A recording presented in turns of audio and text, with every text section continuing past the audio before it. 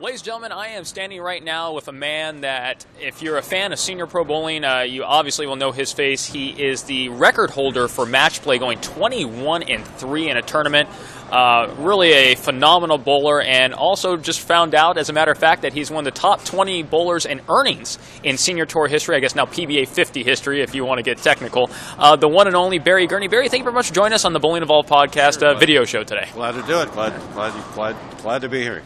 It's always nice to see you anyway. Well, thank you very much. Well, Barry, we're here at the World Series. Of course, you're here not participating, but watching. Tell us a little bit, your time on tour and comparing it to the World Series now. What's your take on the tournament so far? Well, my take on the tournament is these kids are so good, and they have so much ball reaction that any senior out there, like Hugh Miller and Walter Ray and Emilado, they're doing really well. But these kids are so powerful, I don't see how any of us seniors can keep up with them. They're just too good. They're just too good. Well, how come you're not out there? That's because I guess someone's got to do the show still. But well, tell me a little bit about that. I mean, compare, how you've seen the tour over the last, say, 20 years, not just the senior tour, but the tour in general. How would you compare the tour from, say, 20, 25 years ago to the tour now? It's all power, and the balls are a big indication of that too. The guys that, like Len Allison and Dick Weber and Earl Anthony, they didn't have the choices in bowling balls that we do today. Today you can have a ball that hooks immediately right out of the box, even if you don't have a good hand, firm hand, or a good release, because of the nature of the way the bowling balls are manufactured now. We're back in the days of rubber bowling balls and plastic bowling balls. You had like Mark Roth. He did things that were phenomenal that people weren't used to seeing, and he could twist that ball and make it do. He can make it do things on the lanes that most people couldn't even dream about doing, and that's why he was so good, because he was unique. He was different. But nowadays these kids all have developed this tremendous release, and the execution and their arm swing is so fluid and so perfect that it's just mind-boggling of how this game has changed, because the bowlers have developed better styles, the equipment is better, and the lanes are still 60 feet, the pins are still 3 pounds 6 ounces, but you'd never know it the way these younger guys are just killing the pins and shredding racks, as they say, and bouncing the head pin from one side of the lane to the other, and sometimes even back again. It's just fun to watch. Let me ask you this question as well. Now, we had talked a little bit before we started interviewing about the PBA 50 today. Now, as obviously if I may use this term, a legend of the senior tour. Well, I wouldn't go that far.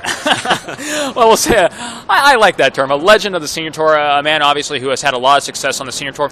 What's your impression of the new name change and the way things are going with PBA 50? Well, I don't think any of us diehards like the name change. We prefer the senior tour as such. I understand why they're changing the name for the marketing reasoning, and it makes sense. But those of us who have been out there for 20 years or we kind of resent the fact that they're changing the name, and we'll get over it, though. It's not that big a deal, but it just doesn't seem right.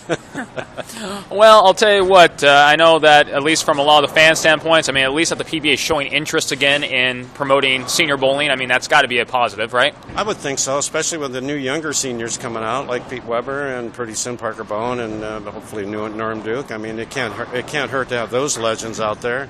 Amaleto, he's already been out there for a year now, and it's getting tougher and tougher for us old guys to grab a check. But we like to see these younger guys come out and do well, and we hope that the PBA will get television again, and we'll get more sponsors because of the talent that's coming out on tour. Sure. Well, I guess my last statement and question here, you mentioned that some of the older bowlers might not be standing up as well with the younger ones today, but my partner Eric Forkel's out there, and he seems to be doing pretty good, at least today. What do you think about his chances? Eric's got a great game. He's always has been, and he's a student of the game, as you know. And if anybody can keep up with these kids, at times, I think Eric can, but maybe that's just wishful thinking. Maybe he'll have one bad game, and that'll eliminate him from this type of a format, but you can't have any bad games. You unless you have a bunch of huge games to make up for that one bad game. It's just you just have to consistently bowl well. Not that he's not capable of it. It's just that, like I say, if he has one bad game, and a bad game in this format would be like a 185, it's tough to overcome, and that would be his downside. Sure. Now, before I let you go, I do want to say one more thing, just because now not related to the tournament, of course, but several months ago you related a story to me about the legendary Don Johnson. I was wondering if maybe for our Bowling Evolved audience, if you'd be willing to tell that story one more time about his experience from the Pro Tour to the Senior Tour. Don Johnson. I know a lot of stories about Don Johnson. I can't recall which one that might have been that you're referring to. The one with the lanemen. Oh, he thought that the lanemen should all be in the Hall of Fame. He thought they were so good at their craft to keep him from scoring at times that they deserved to be in the Hall of Fame. He asked me one time, he said, Barry, what is it that they do that can keep me from keeping up with these bowlers today, where before when I won 26 titles and I was really on top of the world, and now I'm bowling against the same guys. I'm a little older, but I'm a senior now, and I can't. I don't know what the answer is, but I think these laymen all should be in the Hall of Fame for what they're doing to control, to keep me from being in the finals all the time. And I got a big kick out of that. That was a crack-up. That's great. Well, ladies and gentlemen, I've been standing with Barry Gurney here at the World Series of Bowling. Barry, thank you very much for your time. Anytime, Dustin. Thank you.